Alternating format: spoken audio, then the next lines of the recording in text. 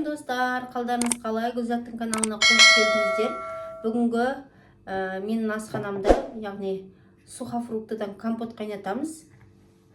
Ол үшін бізге осындай 1 килограмм.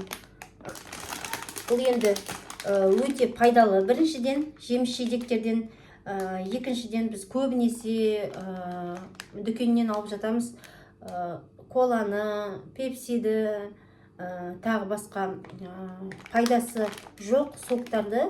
Сондықтан осындай үйден компотты қайнатып, балаларыңызға болсын, үлкен адамдар болсын, ішкен өте пайдалы. Сондықтан сіздерге кеңес берем, бірге жасап көріңіздер. Мына жерде енді 1 килограмм, мен енді жарты килограммын осы жерден алып, таза суға бірнеше рет жуып, тазалап, содан кейін ыдысымызға салып, мұздай су құйып, қайнату жолымен бөлісемін. Ең оңай. Сондықтан басынан аяғына дейін видеомызды қарап шығуға кеңес беремін. Каналға тіркелуді ұмытпаңыздар.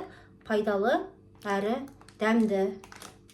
Міне енді жарты бөлігін осылай суымызға салып аламын. 500 граммдай.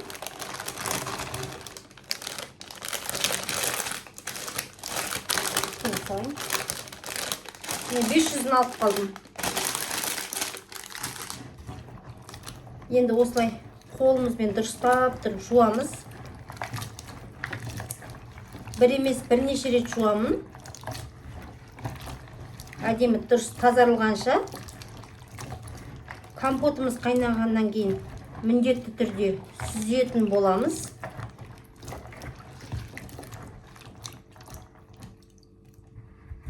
Міне, мынау таза емес суды барлығын төгіп тастаймыз. Қазір тағы да таза су құйып жуатын боламыз. Бір емес бірнеше рет жуу керек. Содан кейін мұздай суымызға салып қайнату ғана. Міне мен 5-6 рет жуып алдым. Енді тағы таза суды құйып бір қайтара жуайын деп тұрмын. Видеодағыдай осындай бізде сухофруктылы. Міне видеода өздеріңіз көріп тұрғандай осындай жеміс жидектерден әдемі үйден қайнатылатын компоттың түрімен бөлісетін боламын. Енді бұл сусынды үйдегі қыздарым болсын, жолдасым болсын, барлығы жақсы көреді. Қонақ шақырғанда да қайнатып жатамын, қолым босап жатса. Өйткені баламен келетін қонақтар бар.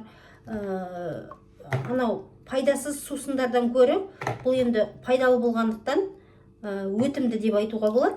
Міне, осылай барлығын тазалап жуып аламын. Мыналардың барлығы қазір қайнағанда ісініп, әдемі дәм береді. Сондықтан барлығын салуға тырысыңыздар. Бәрібір қайнағаннан кейін де бұны біз сүзіп аламыз.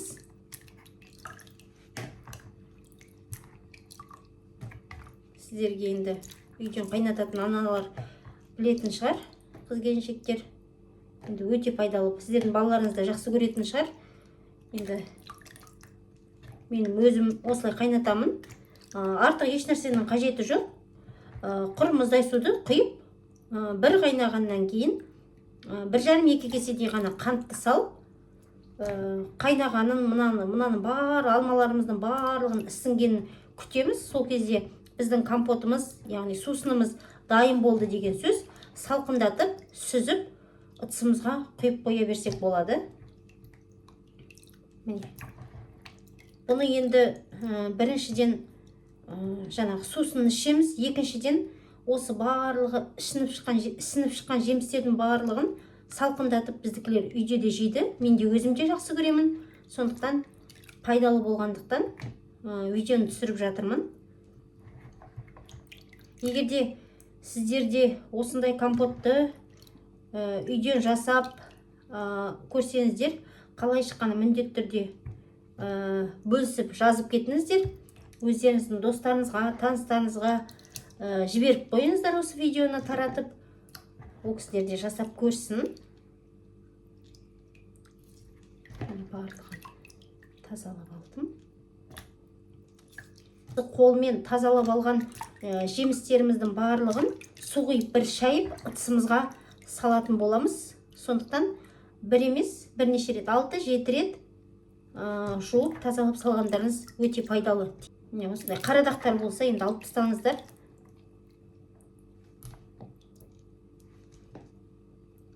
Сүйегімен ғой компоттың тәтті болатыны. Жуылған жеміс жидектеріміздің барлығын салатын боламыз. Мұздай суымызды құйып алдық. Газымыздың астын қостық. Енді ақырын мұздай суға осылай салып шығамыз.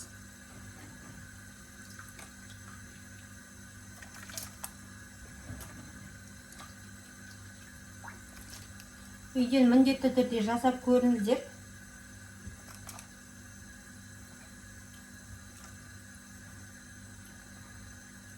Дүкеннен сокты сатып алмай, пайдалы осындай компотты үйден ақ қайнатуға болады.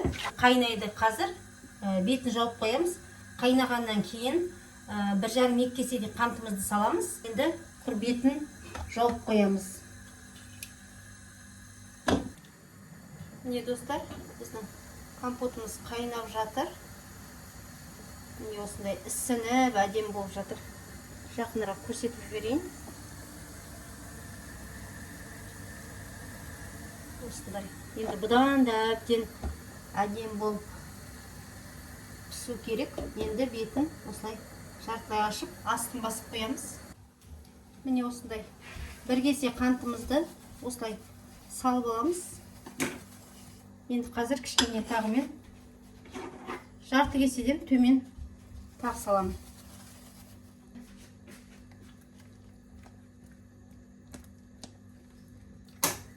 Астын шығарып бір қайнатып алайын. Сосын тағы бір каз қайнағанда астын басып қоятын болам. Енді осылай қайнаған суымыздан құямыз. Міне компотымыз қайнады. Астын суырдым. Енді міне көріп тұрғандарыңыздай барлығы қандай үлкен болып ісініп тұр, әдемі болып.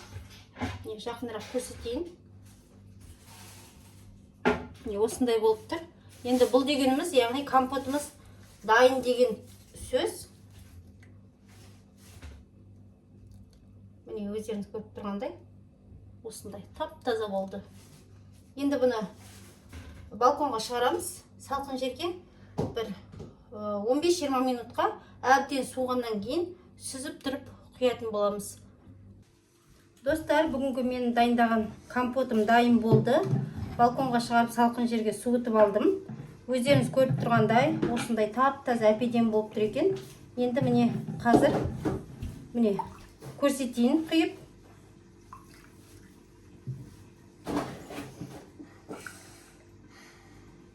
Осындай әдемі компотымыз тап-таза дайын болды. Енді ұсына берсеңіздер болады. Міне дәмін көрейік өзіңіз. Дәмі деген керемет. Енді жасап көруге кеңес беремін. Енді мана мен айтқан болатынмын, міндетті түрде сүземін деп. Тап-таза өздеріңіз көріп тұрғандай, бірақ сонда да сүзіп алайық, артық болмайды. Міне енді осы ыдысымыздан бутылкамызды тазалап жуып алды. Енді құямыз.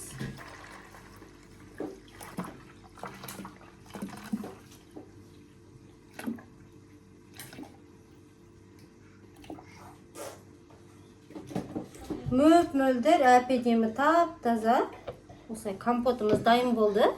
Міне өздеріңіз көріп тұрғандай. Енді бетін жауып екінші ыдысымызға құятын боламыз. Достар, міне өздеріңіз көріп тұрғандай жарты килограмм сухофруктыдан мен, яғни мынандай 3 литр компот қайнаттым. Үйден балаларға да өзімізге де ішуге өте пайдалы. Сондықтан сіздерге де кеңес беремін. Ең біріншіден, яғни қайнатылған жеміс жидектеріміз жеуге пайдалы. Екіншіден осындай тап-таза әп-әдемі мөп-мөлдір компотымыз дайын болды. Дәмі деген керемет. Сіздер де жасап көруге кеңес беремін. Менің каналыма тіркеліп, лайк басып, комментарий жазып қолдап кетіңіздер. Сау болыңыздар.